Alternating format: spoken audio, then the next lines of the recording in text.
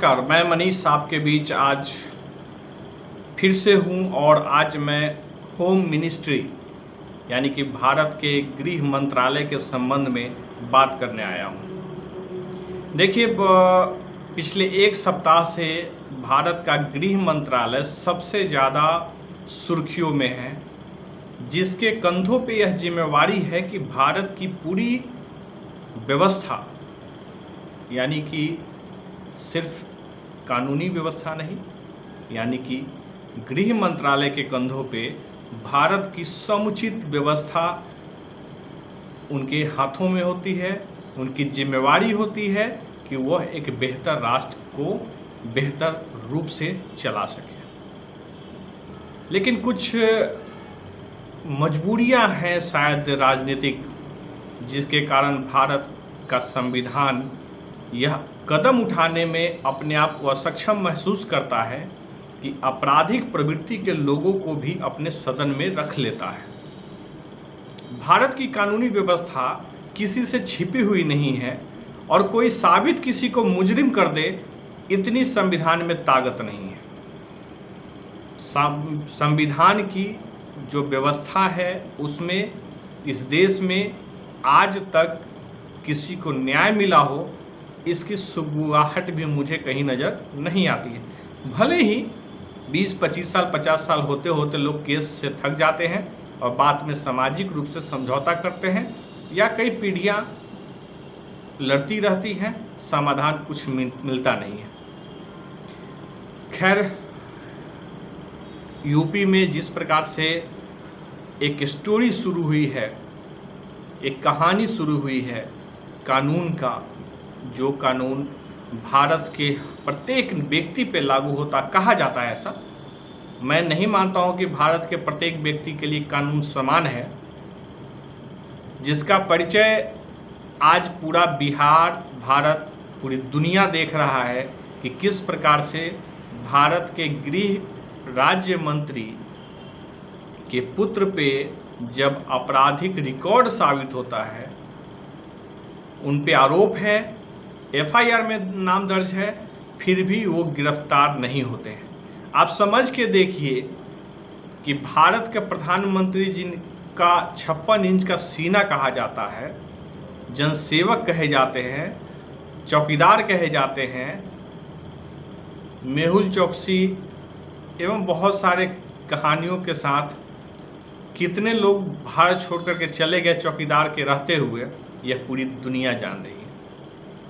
और क्या भारत के गृह मंत्री अमित शाह जो खुद तरी पार रहे हैं, वह भी नरेंद्र मोदी के मुख्यमंत्री रहते हुए, मुख्यमंत्री गुजरात के रहते हुए नरेंद्र मोदी ने अनुशंसा किया था कोर्ट से कि अमित शाह को तरी पार किया जाए।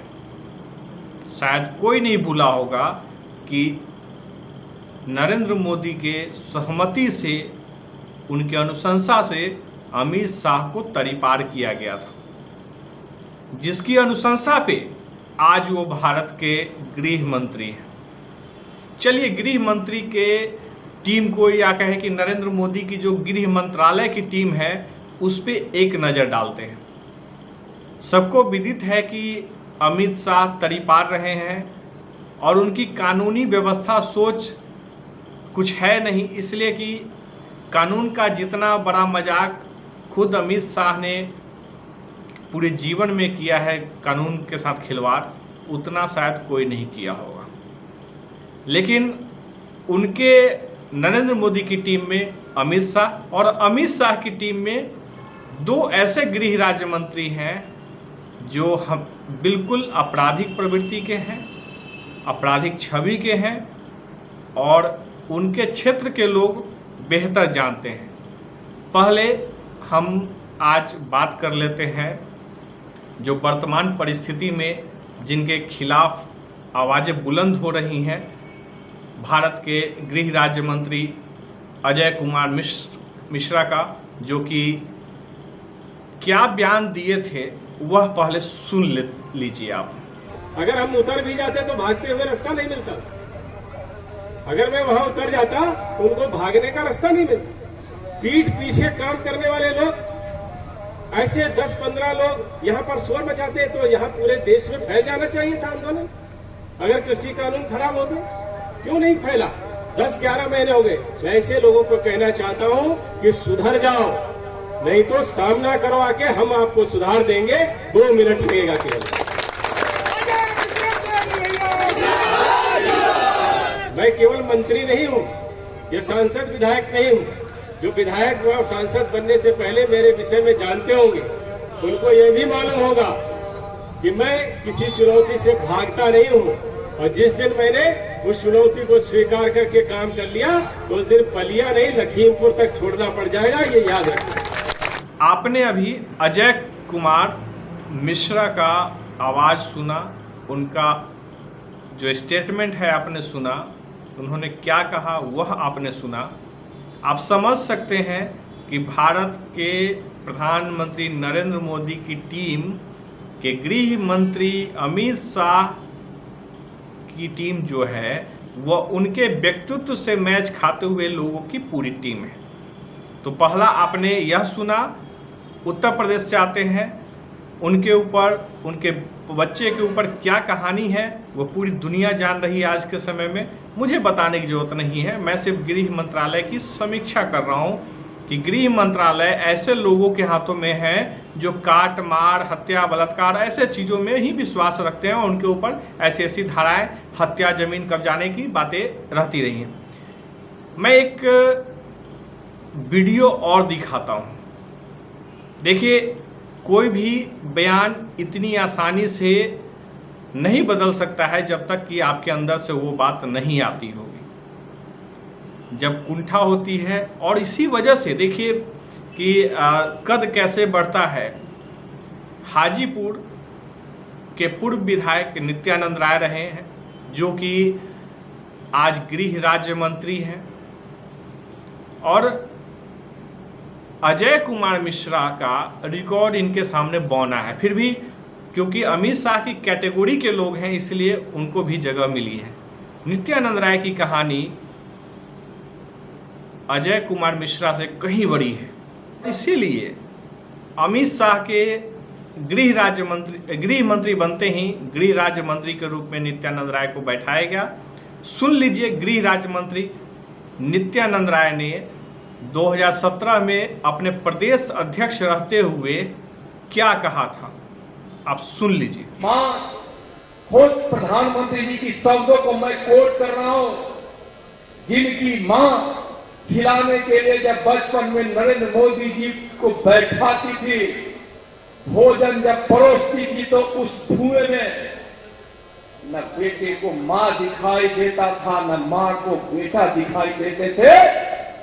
आज उस परिस्थिति से उठकर देश का प्रधानमंत्री बना है आपका बेटा, इस देश के गरीब का बेटा। इसे देश के एक एक व्यक्ति को अपने सब चीज से ऊपर उठकर उसको उस पर स्वाभिमान होनी चाहिए और इसकी कद्र करनी चाहिए, और उसकी ओर उठने वाली उंगली को, उठने वाले हाथ को हम सब मिलकर या तो तोड़ दे, जरूरत पड़े तो उस हाथ को काट दे। यह जो वीडियो आपने सुना वह 21 नवंबर 2017 का है, जब भारतीय जनता पार्टी के प्रदेश अध्यक्ष नित्यानंद राय थे और सांसद भी थे। यानी लोकतंत्र के सबसे बड़े घर में वो बैठते हैं, और उनकी भाषा क्या थी आप देख सकते हैं। बाद में सुना गया कि माफ़ी मांगे, कहा गया कि स्लिप ऑफ टंग हो गया, लेकिन क्या जो भाव था, भावार्थ था चेहरे पे, वह माफ़ी के लायक था। मुझे सिर्फ इतना ही कहना है कि यह जो टीम है गृह राज्य मंत्री, गृह मंत्री की, यह वाकई में अपराधियों की एक सरगना, एक गैंग, या कहा जाए कि जो भी आप कहें अपराध के लिए, वह शायद कम ही होगा। भारत का गृह मंत्रालय आपराधिक प्रवृत्तियों से भरा पूरा परिवार कहिए, इसे आप इग्नोर नहीं कर सकते हैं। अपराध की कहानी नित्यानंद राय की इतनी है कि जमीन कब्जाने, हत्या, जिंदा जला देने वाली स्टोरियों से हाजीपुर पटी पड़ी है।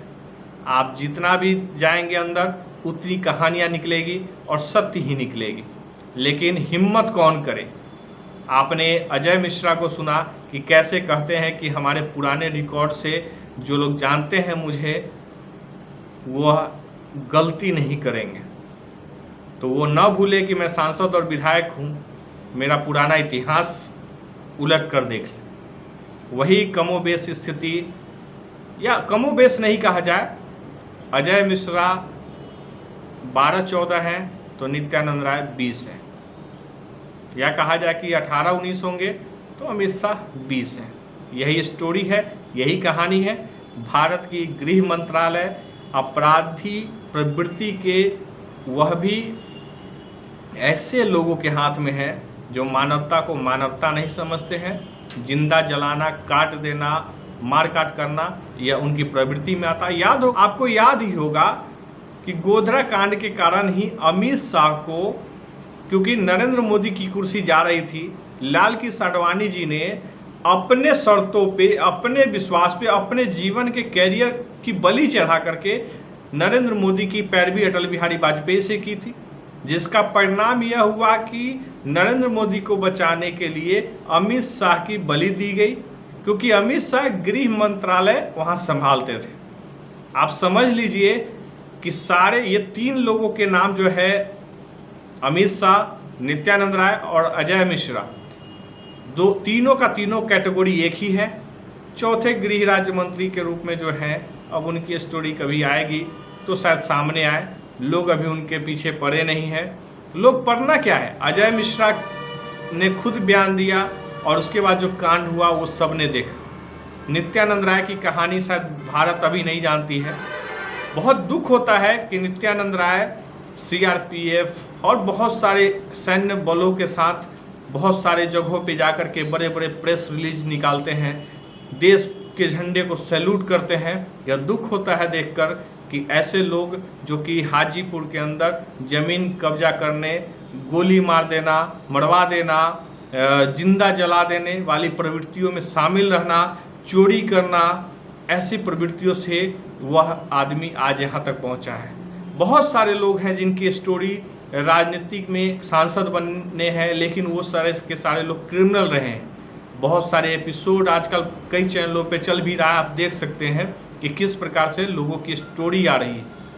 आप देखिए, रामा किशोर सिंह जो सांसद रहे हैं, उनकी मृत्यु की खबर भी छप गई थी सम्राट अशोक के टाइम में। आप समझ लीजिए कि कौन कौन लोग हैं, बहुत सारे लोग हैं। मैं स्पष्ट नाम बता रहा हूँ कि जो लोग ऐसे लोग हैं जो सदन में रहे, अपराधी रहे, हत्या, बलात्कार, लूट, ये उनकी प्रवृत्ति का हिस्सा है। और ऐसे लोग हमारे सदन में जाते हैं तो आप समझ लीजिए कि हमारी कानूनी व्यवस्था, हमारा सुप्रीम कोर्ट तक किस हद तक काम कर पाएगा, यह आप समझ सकते हैं। समझते रहिए, देखते रहिए। लोकतंत्र को बचाना है तो एक बेहतर सोच के साथ, समृद्धि के साथ, अगर भारत माता की प्रतिष्ठा के साथ आपको अगर खिलवाड़ नहीं होने देना है तो इस बात का ख्याल रखिए कि लोकतंत्र हिंदुत्व के झूठे एजेंडे पे नहीं कायम होता है। अगर आपके दिल में राम नहीं है तो बाहर राम राम लेने से आपका भला कभी नहीं होगा। इसलिए देश की भलाई, भारत माता की भलाई के लिए आपको एक बेहतर राष्ट्र निर्माण में आपको अपनी भागीदारी देनी होगी। मुझे इस संबंध में कोई टिप्पणी आपको देना हो, कोई भी बात साझा करना हो तो 9471439247 पे मुझे आप कॉल कर सकते हैं।